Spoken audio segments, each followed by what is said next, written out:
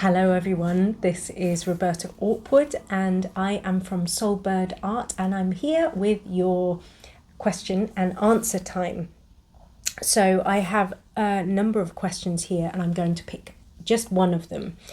And today I'm going to pick at Vin Anastasia. Thank you for your question. You asked, is it possible to recognize totem animal by myself? That's a really, really good question.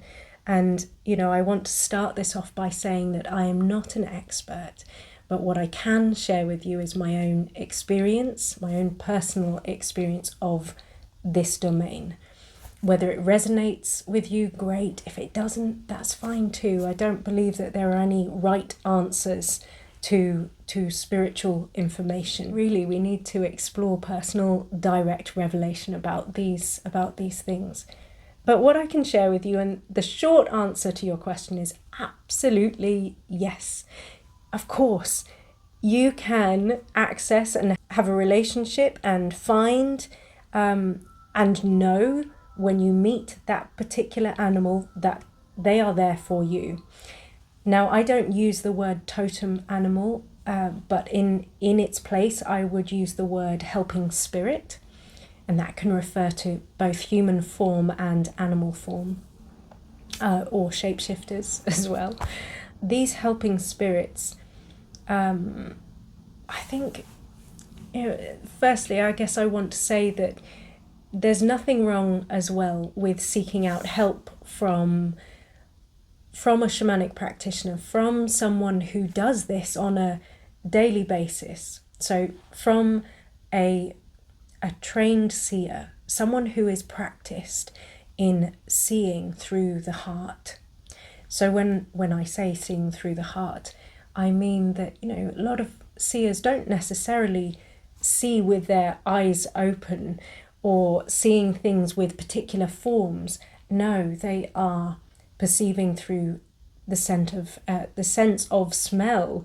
They're using through the sense of touch, a sense of knowing.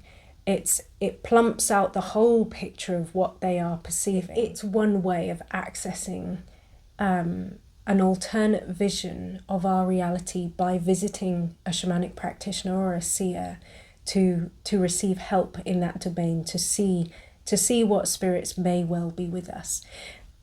But what I'd say is more important than going to see someone else to perceive that for you is I would be all for you exploring how to develop that seership within yourself. And really, I think this starts, I think it can be quite a complex topic because we're talking about trusting our intuition, trusting our inner knowing, trusting our feeling.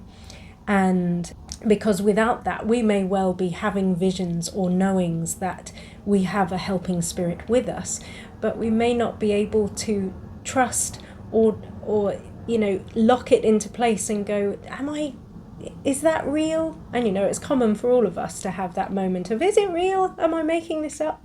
Maybe. Does it matter? No, it doesn't. I think what is important is that we start on the journey of developing that inner sight. And so I wanted to say that, you can begin by finding a shamanic practitioner or a shamanic course, learning how to shamanic journey. That would be one way to help you enter into a shamanic state of consciousness so that you can perceive more clearly, the place where you can have more space in between those little thoughts that you're having.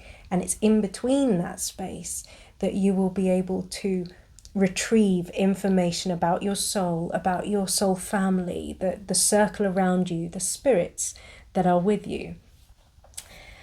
Now, the other thing I wanted to say about this that I find really fascinating, and I've seen many times in other people, including myself, and that is that often our helping spirits, particularly in animal form, show themselves to us when we are very, very young.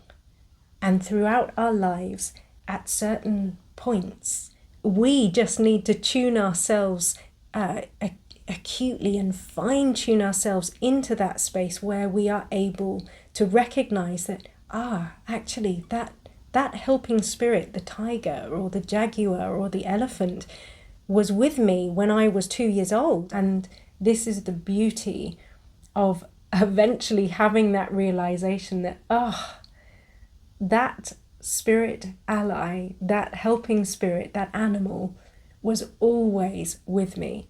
So I would just like to put out to you, my darling, who asked the question, if you don't already know your totem animal or your helping spirit, without even journeying or being able to, perceive or to have a mystical experience, can you take a little look over your life? Is there an animal that has followed you around?